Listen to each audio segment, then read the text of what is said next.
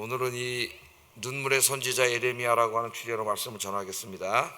예레미야는 눈물의 선지자로 유명하죠.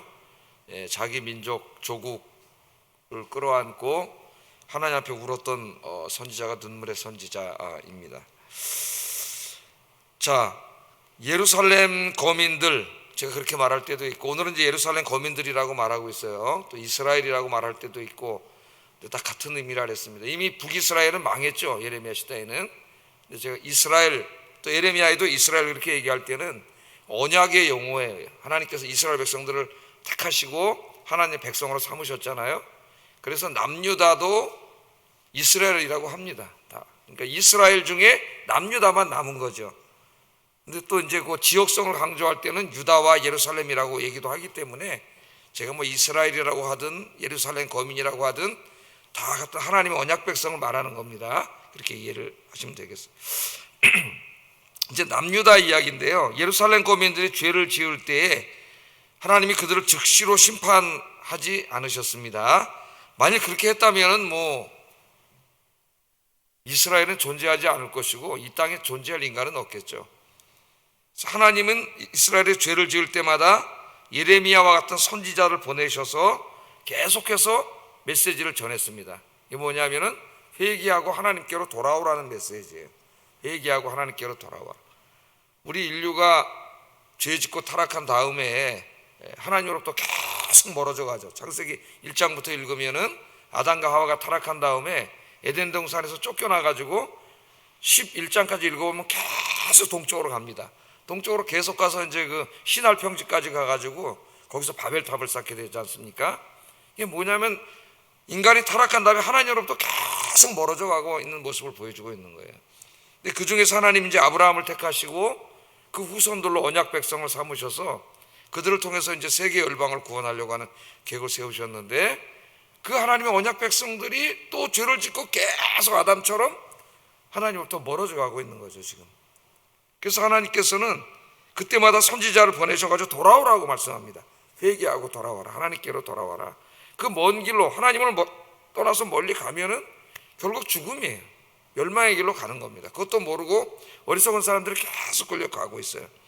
그래서 하나님께서는 돌아오라고 말씀을 하시는데 예레미야가 그렇게 40년 동안 사역을 했습니다. 예레미야서는 이제 계속 굉장히 긴 성경인데 읽으면 계속 하나님께로 돌아오도록 예레미야가 설교를 해요. 회개하고 돌아오도록. 오늘 말씀도 그렇습니다. 자, 그런데 예루살렘 거민들이 회개하지 않고 하나님께로 돌아오지 않습니다. 그래서 오늘 본문도 회개하지 않는 예루살렘에 대한 하나님의 심판과 이를 바라보는 예레미야 선지자의 슬픔, 이게 강조되어 있어요. 하나님께 돌아오면 하나님이 그 죄를 용서해 주시고 하나님의 품에 안아주시고 하나님의 언약의 복을 주실 텐데 그들이 하나님의 복을 받아 평안하게 사는 길인데 그걸 버리고 자꾸 죄악의 길로 가는 거죠. 우상을 숭배하고 악을 행하면서 하나님으로부터 멀어지고 있습니다. 그 멸망의 길로 가고 있는 거예요. 자꾸만. 그래서 이 예레미야 선지자를 통해서 돌아오라고 하는데도 돌아오지 않아요. 근데 그 길로 계속 가니까 예레미야는 알잖아요. 절로 가면 망한다는 걸 알고 있습니다. 조금 있으면 바벨론 군대가 쳐들어와 가지고 처참한 일이 벌어질 거예요. 근데 계속 그 길로 가고 있어요. 그 뻔합니다. 이제 이루어진 것처럼 바벨론 군대가 쳐들어오는 게 막 보이는 거죠. 예레미야에게. 그 모습을 보면서 오늘 보면 예레미야가 슬퍼하고 애통해하는 모습, 그렇게 오늘 설교는 끝나요. 그래서 오늘 본문에 이제 세 가지 정도 내용으로 구성되어 있는데 계속해서 죄악을 행하면서 하나님께로 돌아오지 않는 예루살렘 백성들, 두 번째는 죄 가운데 살아가는 예루살렘 백성들에게 임할 하나님의 공의의 심판, 세 번째는 하나님의 심판을 받게 될 조국과 민족을 바라보면서 슬퍼하고 애통하는 예레미야 선지자, 이렇게 세 가지로 구성이 되어 있습니다. 한번 좀 살펴보겠어요. 자, 하나님께서는 계속해서 죄를 지으면서도 깨닫지 못하고 하나님으로부터 점점 멀어져가는 예루살렘을 보면서 안타까워하셨는데 4절 5절 한번 읽어보겠습니다. 시작. 여호와의 말씀에 사람이 엎드러지면 어찌 일어나지 아니하겠으며 사람이 떠나갔으면 어찌 돌아오지 아니하겠느냐.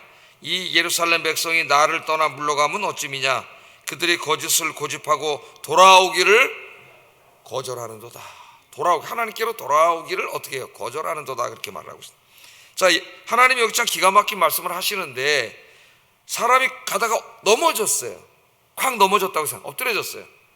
그럼 어떻게 되겠어요? 넘어진 사람은 다시 일어나겠죠. 안 일어나는 사람이 있어요. 아유, 나 넘어졌으니까 여기서 그냥 죽을 때까지 이러고 엎드려져 있을래. 그런 사람은 없겠죠. 넘어지면은 사람 다시 일어납니다. 또 그 다음에 아침에 이제 집을 떠났어요. 뭐 여행을 떠난 것이든 직장에 간 것이든, 직장에 간다고 이제 아침에 다 나가잖아요. 학교에 가고. 집을 떠난 사람은 저녁 때 어떻게 합니까? 다 집으로 돌아오죠. 너무나 당연한 거예요. 반드시 다 집으로 이렇게 돌아옵니다. 이거는 지극히 정상적인 것이죠. 만일 어떤 사람이 길에 가다 넘어졌는데도 일어나지 않고 계속 엎어져 있거나, 아침에 집을 나간 사람이 아유, 나 나갔으니까 이제 안 돌아올까 그러고 집 반대 방향으로 계속 걸어가고 있다면은 그건 비정상적인 것이고 우리가 상상할 수조차 없는 그런 일은 일어나지 않죠. 근데 하나님 지금 그런 얘기를 하고 있어요. 그런 일이 일어나고 있다는 거예요, 지금. 자, 예루살렘에 그런 일이 벌어지고 있다고 말하면서 그게 뭐냐면은 하나님을 떠난 사람들이 하나님께로 다시 돌아오지 않고 있음을 이야기합니다. 계속해서 거짓을 말하면서 회개하지도 않고 계속해서 하나님으로부터 멀어져 가는 거예요. 아니, 사람이 넘어지면은 당연히 일어나야 되고, 집 나간 사람은 저녁 때 집으로 돌아오는 게 너무나 지극히 당연한 일인데, 지금 예루살렘 백성들이 인간이 죄성이 있기 때문에 잠깐 하나님을 떠날 수는 있지만은 하나님께 돌아와야 되는데 돌아오지 않고 계속 반대 방향으로 가고 있다고 하나님이 한탄하고, 그러니까 있을 수 없는 일이 일어나고 있다는 거죠. 하나님이 그렇게 말씀을 하고 있습니다. 그 다음에 또 이렇게 말씀을 하셔요. 전쟁터의 말이, 전쟁에 나가는 말은 어때요? 전쟁에 이렇게 나가다가 아이고 말이 무서워서 돌아오면 안 되는 거죠. 전쟁터의 말은 어떻게 해요? 계속 달려요. 근데 이 전쟁터의 말이 계속 한 방향으로만 달리는 것 같이 이스라엘 백성들이 지금 하나님의 반대 방향으로 계속 달려가고 있다. 이번에는 이런 식으로 하나님께서 말씀을 하십니다. 5절 6절 한번 읽어보겠습니다. 시작.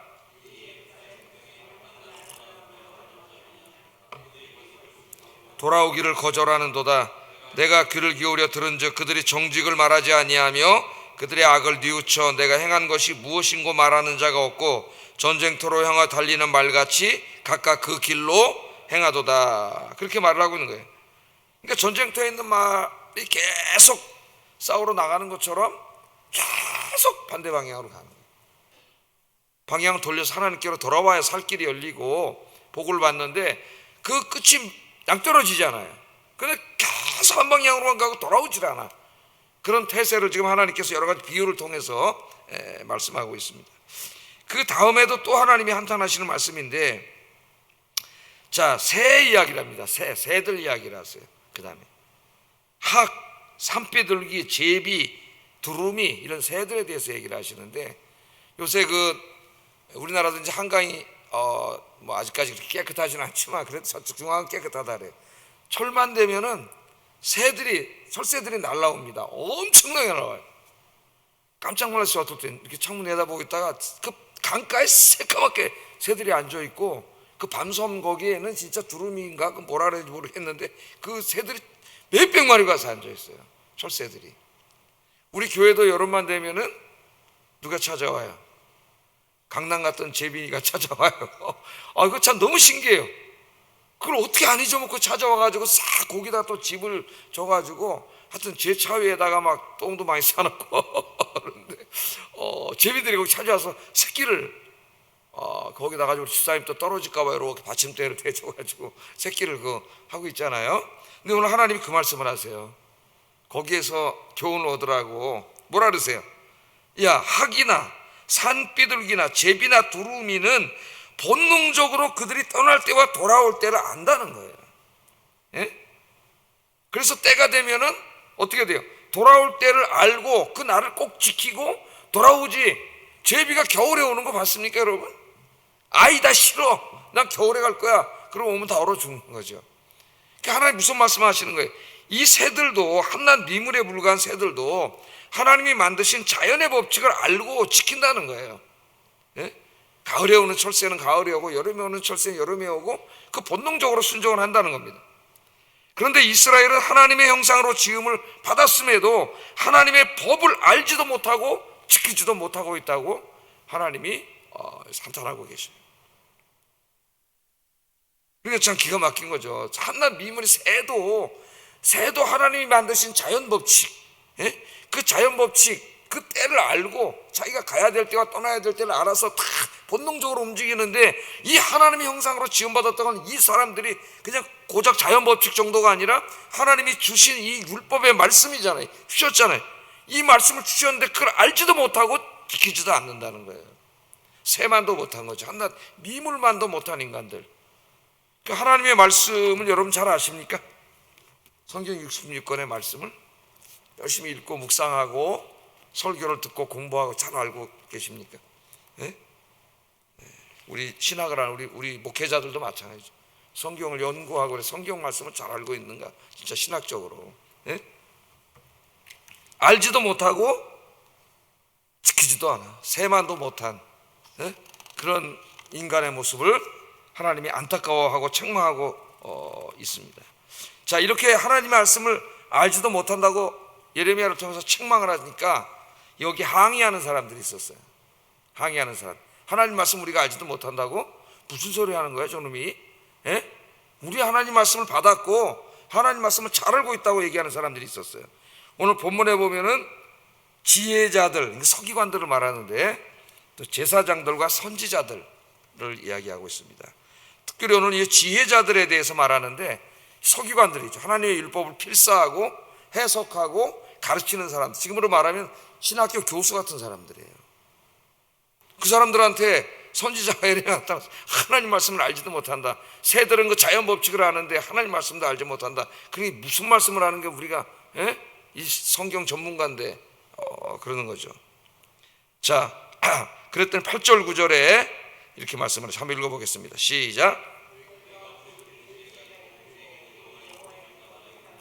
참으로 서기관의 거짓의 붓이 거짓되게 하였나니 지혜롭다 하는 자들은 부끄러움을 당하며 두려워 떨다가 잡히리라. 보라, 그들이 여호와의 말을 버렸으니 그들에게 무슨 지혜가 있으랴.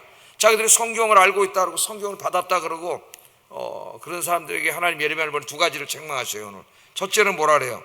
서기관이 거짓의 붓이 거짓되게 하셨다 그래요. 서기관이 하나님 율법의 말씀 필사하고 해석하고 가르치는데 그걸 왜 거짓의 붓이라고 얘기했을까요? 하나님이 율법의 말씀을 기록하고 해석을 했던 서기관들이 하나님의 말씀을 해석하고 가르칠 때에 하나님의 말씀을 전한 게 아니라 대중들이 원하는 말씀, 대중들이 좋아하는 말씀, 대중들이 듣기 좋아하는 말씀을 전했다는 거예요. 성경을 그렇게 엉터리로 해석해가지고. 그게 뒤에 나오면은 평강하다, 평강하다, 평강하다, 잘된다, 예수 믿고 복 받는다, 잘된다, 하나님이 지켜주신다. 그랬으면 얼마나 좋겠습니까? 그들이 하나님의 말씀대로 순종해 살았으면 하나님 그렇게 지켜주셨겠죠. 평강을 주시고. 지금은 그렇게 살지 않았기 때문에 하나님의 심판의 불이 지금 예루살렘에 여기까지 와 있는데 회개해야 되는데 이 서기관들과 제사장과 이 선지자들이 거짓말하는 거예요. 대중들은 그런 설교 원하지 않아요. 죄를 지적하고 회개하고 책망하고 좋아하지 않아요. 잘된다, 돈 많이 번다, 건강한다, 평안하다, 안전하다, 하나님 지켜주실 거야, 염려하지 마, 이런 설교를 좋아해요. 근데 지금 그런 상황이 아니에요. 오늘 우리 상황도 한번 우리 생각을 해봐야 됩니다. 이 나라와 민족과 한국 교회와 우리 자신에 대해서도 한번 생각을 해봐야 돼요. 그러니까 그들이 들어야 될 메시지를 전해야 되는데 듣고 싶은 메시지를 전하는 거죠. 설교를 준비하면서 이 사람들이 안 좋아할 텐데 택하지도 않는 본문으로 다 빼버리고 그렇게만 하는 거죠. 자, 그게 어떤 문제를 가져옵니까, 여러분? 그들이 짓고 있는 죄의 모습을 보여줘야지. 그들이 회개를 하고 하나님께로 돌아오는데 그렇게 안 하고 죄에 대해서 한마디도 하지 않고 계속 잘된다, 복 받는다, 안전하다, 평강하다고 얘기하니까 회개하고 돌아올 기회를 막는 거예요. 이 신학자들, 목사들이 막는 거죠. 그 길을. 이 말씀에 걸었더니 자기의 모습을 봐야 되는데 저 사람 저렇게 계속 가면 안 되는데 계속 잘된다, 복된다, 축복하고 축복 기도하고 그러니까 돌아올 기회가 없는 거예요. 자기가 잘못된 걸 못 깨닫잖아요. 그럼 어떻게 되겠어요? 그 사람들이 망하는 거예요. 그래 예루살렘이 망해버린 거예요, 여러분. 586년에 그냥 아주 완전히 그냥 박살이 나고, 이 거짓말을 했던 사람들, 선지자, 제사장, 대제사장은 바벨론 군대에게 맞아 죽었습니다. 성전 앞에서. 이런 일들이 벌어진 거예요. 자, 두 번째는 뭐냐? 우리는 율법이 있다 그러죠. 율법이 있다. 율법이 있다. 율법이 있으면 뭐합니까? 하나님 말씀을 아는 것으로 충분하지 않아요. 진실로 필요한 거는 하나님의 말씀을 실천하는 겁니다. 신학을 많이 공부해서 신학적인 지식이 쌓이고, 뭐 저도 책을 수천 권 읽고 매일 지금도 읽고 또 공부하고 계속 그렇게 하고 있지만은, 그 아는 게 중요하겠죠. 일단 알아야지 하나님 말씀대로 하니까. 아는 것만으로는 충분하지 않아. 열심히 공부했으면은 그 말씀대로 사는 게 중요한 거죠. 실천하려고. 그래서 정말 이 신학책을 읽어보고 뭐 이렇게 쭉 읽어보면은 정말 그 진실한 신학자들이 있어요. 예를 들면 톰 나이트 같은 사람이라든가 미로실라프 볼프 같은 이런 세계적인 신학자이지만은, 이분들의 글을 읽어보면 거기에 진심이 있고, 자기가 연구해서 연구한 그 결과물인 그 하나님의 말씀이죠. 그 말씀대로 살려고 몸부림치는 모습이 보여요. 근데 대부분의 사람들은 그냥 신학 공부해서 그냥 써놓은 거야. 자기가 그렇게 사는지 안 사는지는 관계가 별로 없어요. 그냥 써놓은 거예요. 하나님으로 그걸 책망하는 거죠. 그게 아무 소용없는 짓이다. 아무리 지금 이 세상에 신학 교수가 많고 신학자들이 많고 연구해서 책을 쓰고 논문을 쓰고 그 자체가 훌륭한 일이지만은, 그렇게 해서 자기는 거기에 관심도 없고 사는데 관심도 없다면은 그건 아무 의미가 없다. 제가 이제 신대원 다닐 때 26군이네 벌써. 신대원 다닐 때 바울을 배웠던 교수님, 이제 이한수 교수님이신데, 그 이한수 교수님은 이제 김세영 교수님이신데, 이한수 교수님 지금도 우리가 아마존 선교회 후원을 하면서 조금씩 이제 이렇게 후원을 하고 있는데, 65세면 이제 대학 교수는 은퇴를 합니다. 은퇴를 하고 20년 이상 근무한 교수들은 에머리티스 프로페서 그래가지고 이제 은퇴 교수로서 우리 목사들이 만 70까지 강의를 할 수 있게 해줘요. 그래서 70까지 이제 강의를 마쳤어요. 얼마 전에 한 2달 전에 전화가 왔더라고. 이제 전화가 와가지고 자기가 아마존 선교회를 계속 이렇게 해왔는데, 이제 아마존으로 가서 거기서 이제 마지막 교수로서 이제 가르치고 이제 간돌라 했는데, 이제 이제 사모님 상처하고 이제 새로운 사모님을 이제 두 번째 결혼하셨는데, 아마존은 너무 멀어서 못 가겠다 그래가지고 고민하다 이제 필리핀으로 가게 됐다 그러더라고요. 필리핀으로. 그래서 지금 가셨어요. 필리핀으로 가셨는데, 그래서 제가 생각을 해봤습니다.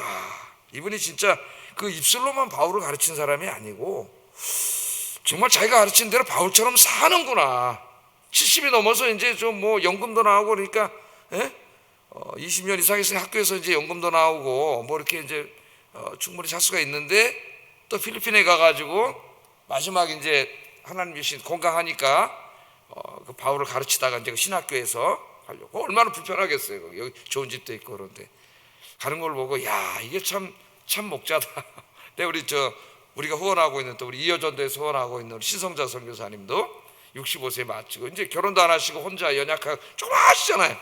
그 남아프리카 공화국 가서 지금 10년 이상 그냥 그렇게 열심히 새벽 2시까지 지금도 강의 준비하고, 너무나 바빠서 외로울 시간도 없다 그러는데 그렇게 열심히 사역을 하는 거 참 목회자다 하는 생각이 들어요. 부끄러움을 느꼈습니다. 설교하는 목사나 신학 교수나 뭘 얼마나 많이 하느냐가 중요한 게 아니고, 물론 그것도 중요하지만은 사는 게 중요하다. 우리 성도님들도 성경을 많이 읽으시고 예배 와서 말씀 듣고 성경 공부 열심히 하시고 성경 지식을 많이 알죠. 그거는 중요한 거죠. 그러나 그것만으로는 안 된다는 거예요. 그 배운 말씀을 정말 자기의 몸으로 삶으로 살아나기 위해서 몸부림치는 여러분 되기를 주의 이름으로 축복합니다. 축복합니다. 그게 진짜 신앙이에요. 신앙. 자, 그렇게 하지 않아서 우리는 하나님 말씀을 알아, 난 서기관이야, 제사장이야, 선지자야 하는 사람들에 대한 맹렬한 책망을 하나님께서 하시면서 나중에는 부끄러움도 모르던 뻔뻔한 자들이라고 하나님 책망하셔요. 목사나 신학 교수들한테. 자, 이렇게 계속 하나님께서 돌아오라고 말씀하시는데도 계속 한 결과는 예레미야에서 계속 나옵니다. 지금 굉장히 끔찍한 용어로 계속 나오고 있죠. 우리 공부하고 있어요. 지금 오늘 19번째인데 그 하나님의 사랑의 메시지를 계속 40년간 들으면서도 지금 오늘 뭐라 그래요? 돌아올 때를 모르고 계속 하나님 반대 방향으로만 달려가고 현대인들처럼 지금 그런 사람들에 대해서 10절을 한번 읽어보겠습니다. 시작. 그들의 밭을 차지할 자들에게 주리니 그들은 가장 작은 자로부터 큰 자까지 다 욕심내며 선지자로부터 제사장까지 다 거짓을 행함이라. 아내를 타인에게 주고 밭을 타인에게 준다는 말은 바벨론 군대가 쳐들어와서 이제 분연자들을 강간하고 성누리개를 붙잡아가고 끔찍한 일이죠. 그들이 그렇게 사랑했던 밭, 논, 재산 다 뺏기고 그것 때문에 하나님 떠난 거 아니에요? 그거 더 얻으려고? 하나님께 돌아오면 하나님이 오히려 주시는데 이 어리석은 자들이 포도나무에는 포도가 없고 무화과나무에 무화과가 없고 그 잎사귀가 딱 말라 비틀어지는 아주 황폐하게 된 모습을 이야기합니다. 하나님 떠나면 이렇게 된다는 거예요. 그러면 아까 그 서기관, 선지자, 제사장은 어떻게 됩니까? 11절 12절에 그들이 딸내 백성의 상처를 가볍게 여기면서 말하기를 평강하다 평강하다 하나 평강이 없도다. 그들이 평강을 외치는데 하나님의 말씀이 아니에요. 그게 문제예요. 하나님의 말씀이 아니에요. 지 생각이지. 성도 이 사람들한테 인기 얻으려고 달콤한 설교만 하는 거예요. 그들이 가증한 일을 행할 때 부끄러워하였느냐? 그러면서도 조금도 부끄러워하지 않아. 얼굴이 붉어지지도 않는 아주 뻔뻔한 자들이 됐다는 겁니다. 오늘날 이런 일에 종사하는 목회자, 신학자들을 향한 하나님의 맹렬한 책망의 말씀을 저부터도 이제 들어야 되겠죠. 회개해야 되겠죠. 자, 이렇게 해서 그 백성이든 제사장이든 선지자든 서기관이든 하나님 앞에 돌아오지 않은 이들에 대한 하나님의 이 무서운 심판의 메시지가 선포되고 있습니다. 자, 그래서 막 그들에게 이제 고통이 오는데 그때 회개하고 돌아와야 되는데 회개하지 않고 오히려 하나님 원망해요. 14절 15절 한번 읽어보게요. 이거 인간들이 그런다니까요. 죄를 져서 하나님 깨닫게 하시려고 어려움을 주시면 깨닫고 돌아와야 되는데 에이 하나님 어딨냐 그러고 나한테 왜 어려움을 주냐 그러고 오히려 원망을 한다는 거예요. 14절 15절 한번 읽어보겠습니다. 시작.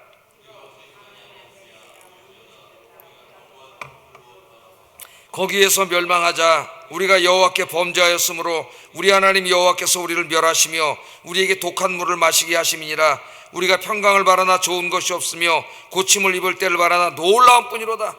회개하는 게 아니에요.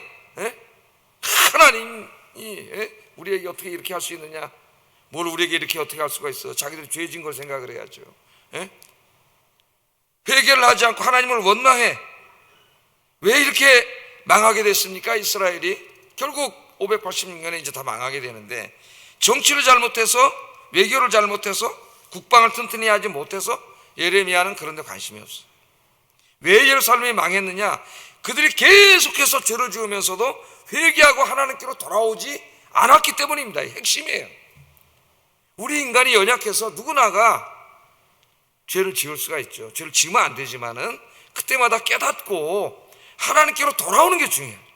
늘 기도하면서 주의 말씀을 듣고 묵상하면서 하나님께로 돌아와야 되는데 계속 가고 있지는 않은지 생각해 봐야 돼. 나의 어떤 부분은 하나님께로 돌아오면서도 어떤 부분은 계속 죄악의 길로 가고 있지는 않는지 돌아봐야 됩니다. 오늘 여기 그렇지 않다가 이 사람들에게 하나님의 무서운 심판이 많은 모습을 우리가 보게 되는 거죠. 그래서 우리는 어떻게 하려 했어요? 날마다 매일 저녁에 여러분 하루를 결산하는 시간이 되기를 주의 이름으로 축복합니다. 매일매일 하루를 되돌아보면서 회개해야 돼요. 자, 이렇게 해서 조국과 민족이 멸망할 것을 바라보면서 이제 예레미야가 슬퍼하고 우는 내용이 나와요. 이제 우리의 사명입니다. 우리의 사명. 18절 슬프다 나의 근심이여 어떻게 위로를 받을 수 있을까? 내 마음이 병들었도다. 저 길로 가면 이제 망하잖아요. 그러니까 자기 민족을 바라보면서 슬프다 나의 근심이여 내 마음이 병들었도다. 그러니까 너무 안타까워서 마음이 아픈 마음을 표현하는 거예요. 9장 1절에 보면 어찌하면 내 머리는 물이 되고 내 눈은 눈물 근원이 됐고 죽임을 당한 내 딸 백성을 위해 주야로 울리로다. 주야로 울리로다. 우리가 회복해야 될 애통하는 마음입니다.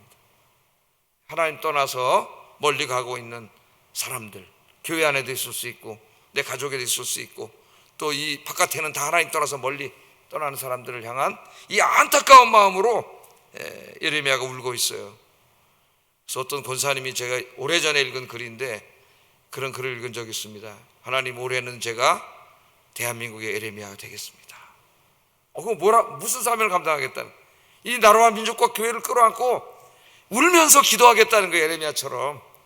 우리 예수님이 애통하는 자가 복이 있다 그러죠. 애통하는 자가 복이 있다.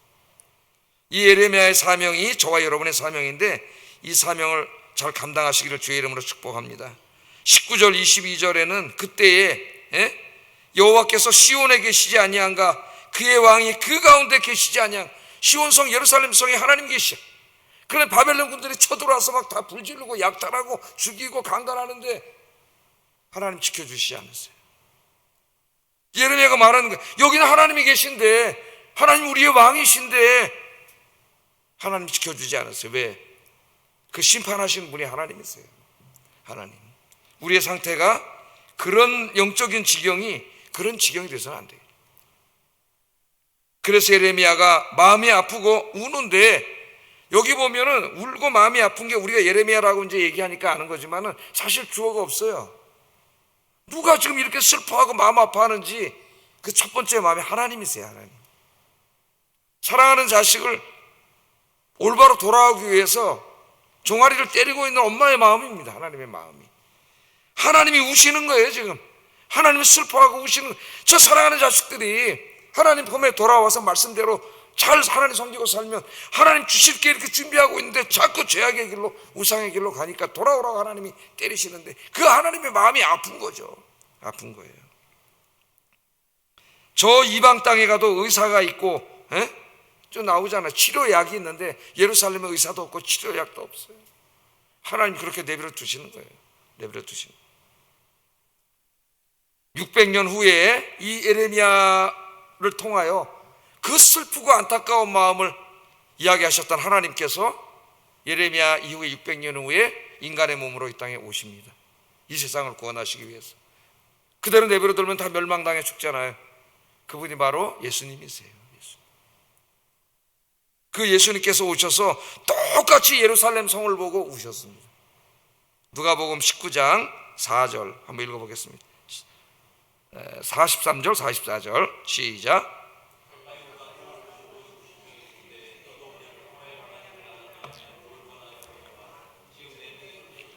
날이 이를지라 내 원수들이 토돈을 쌓고 너를 둘러 사면으로 가두고 또 너와 및 그 가운데 있는 네 자식들을 땅에 메어치며 돌 하나도 도리에 남기지 아니하리니 이는 내가 보살핌을 받는 날을 알지 못함을 이남이니라 하시니라. 600년 후에 예수님이 오셨을 때에도 예루살렘은 동일한 영적인 상태에 있었습니다. 그래서 하나님의 심판이 거기 임해. 이번엔 바벨론 군대가 아니라 로마 군대가 쳐들어와 가지고 한 사람도 살지 못하고 다 죽습니다. 몰살합니다. 나중에 마사다 계곡에 올라가서 항전하다가 다 죽어서 130만 명이 유대인이 완전히 몰살해요.